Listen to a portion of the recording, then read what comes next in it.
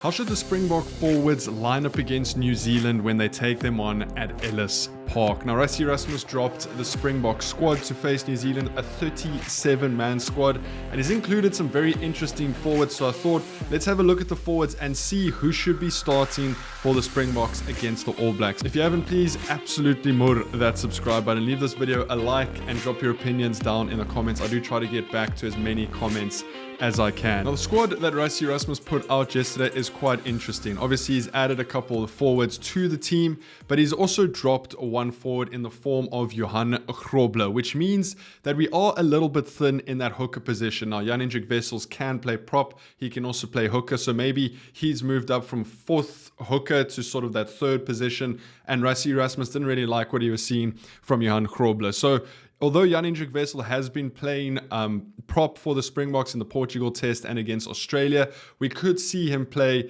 in that hooker position against the All Blacks. Now, I do think the theme of the lineup for the forwards needs to be power, it needs to be experience, and it needs to be absolutely fierce. I think there is more of a talking point of sort of who comes off the bench, which we'll be covering in a couple of days on the channel. But as for now, for the starting eight, it needs to be experienced. It needs to be the guys who are in form, and it needs to be very, very concise. So let's start off with the props. We've got Thomas du Toit, Steven Kitsop, Vincent Koch, Frans Malherbe, Oxenchair, Gerrit Steenkamp, and Jan-Hendrik Wessels. Now, I think off the bat, our two most experienced and probably prolific props at the moment is Oxenchair and Frans Malherbe. Now, I know you can make a case for Steven Kitsop being more experienced than Ox, but Steven has come back from injury and he's been playing for Western Province and the Stormers in the Currie Cup. But I just don't know if he's going to be match ready by the time All Blacks get here on the 31st of August. I think we need to stick with the guys who have done the job and did it extremely well against Australia in that first test in the form of Ox and France. Thomas du Toit, I thought, had a very, very good game against Australia a couple of days ago. You got Vincent Koch, who's probably a like-for-like replacement with Frans Malherbe. Gerrit Steenkamp and Jan-Hendrik Wessels, I think they're third-choice props at the moment, and I don't see them getting a start in either test against the All Blacks. So my two props are going to be Ox and France to start, and like I said, we'll discuss the replacements or the bomb squad in a couple of days. We then move over into that hooker position, and it seems quite simple, right? You got Malcolm Marx, Bongi Mbonambe, and you can put Jan-Hendrik Wessels into that group of players. It's just a matter of, do we prefer starting Bongi and Malcolm Marx coming off the bench, or do we start Marx and have Bongi come off the bench? Now, Malcolm Marx is arguably the best hooker in the world at the moment. What he did against Australia over the weekend was nothing short of phenomenal.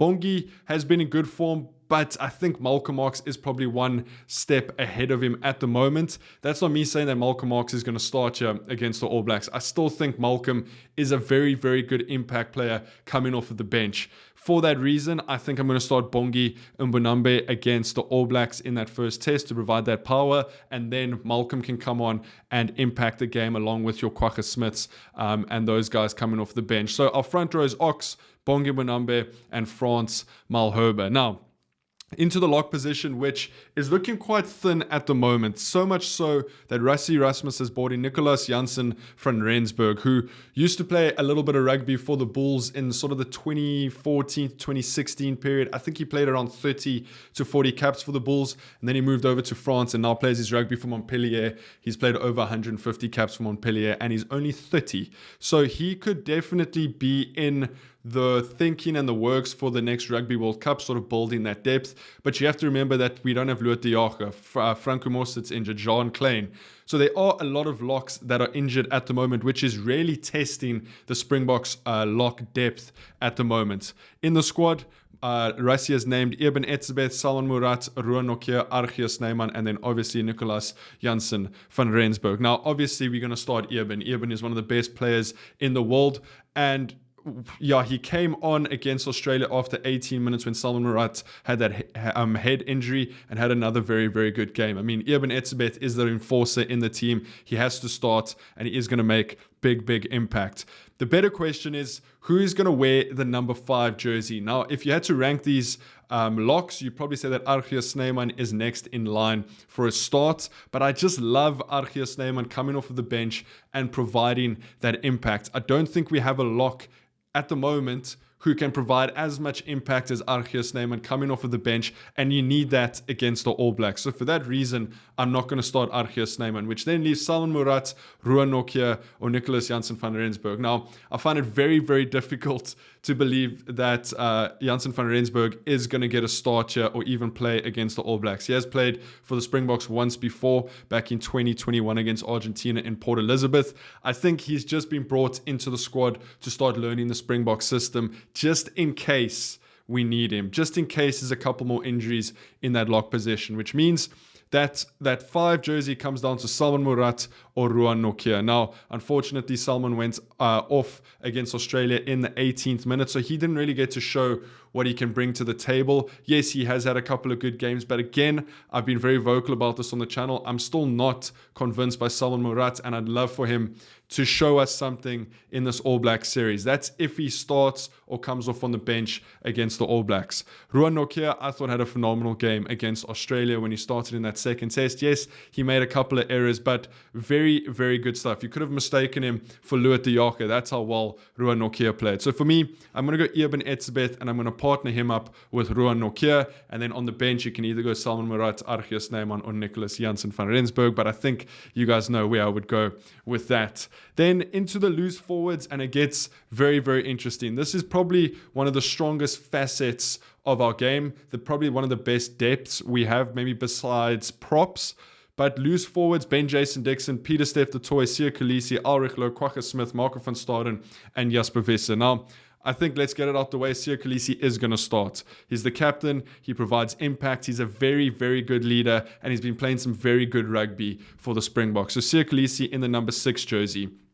Then you could even argue Peter Steph du Toit to slot into that lock position with Eben Etzebeth, but I just don't think we're going to do that given the fact that Russie's brought in another lock, given the form that Ruan Nokia has been in, and given the fact that Archie Snyman is also there. I just struggle to see Peter Steph du Toit starting next to Eben Etzebeth. It is an option, and it's a very good option.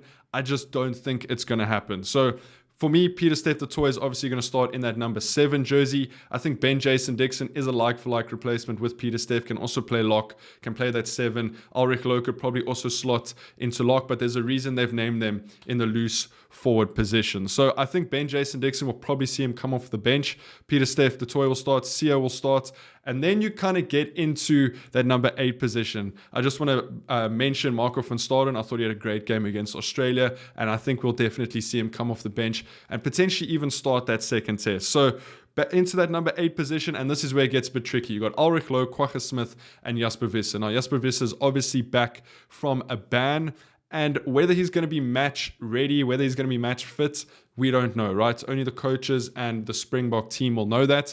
But Jasper Visser has been in the training camps. He has been in the Springbok system over the past couple of months while he's been serving that ban. So I do think Jasper Visser will be ready. You've got Ulrich Loh, who had very good games against Australia, and then we know how good Kwagga Smith is. Now, why I don't think Kwagga is going to start is because I don't think he started all too well against Ireland, and I think he's a better choice to come off of the bench and be that utility forward to slot into flank, into 8th man, or wherever we need him. We know how impactful he is. So I think Kwagga will probably start on the bench, which then means we're going to have to drop either Ulrich Loh or Jasper Visser. I just think against the All Blacks, it's a big, big step up for Ulrich to sort of play against Portugal and then play against Australia, even though he played so well against Australia, to start against the All Blacks in this must-win test match. Jasper Visser has all of the experience. We saw him at the World Cup. We know how good he's been in a Springbok jersey. So I just really struggle to see Ulrich Loh starting ahead of Jasper Visser. And I think